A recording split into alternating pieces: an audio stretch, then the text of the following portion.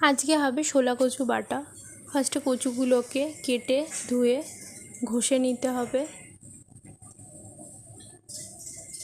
ঘষে নিলাম। এবার মশলায় যাবে পেঁয়াজ, রসুন, লঙ্কা পেস্ট করে নেব। ফোড়নে যাবে কালো জিরে, পেস্টটা করেছিলাম সেটা দিয়ে দিলাম। এবার পরিমাণ মতন হলুদ গুঁড়ো, স্বাদ মতন নুন, চিনি,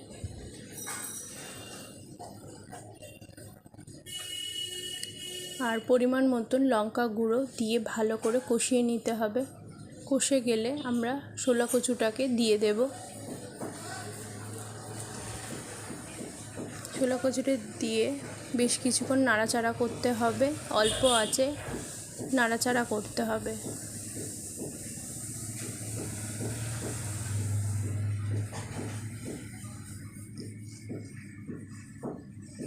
নাড়াচাড়া করতে করতে অনেকটাই কমে যাবে।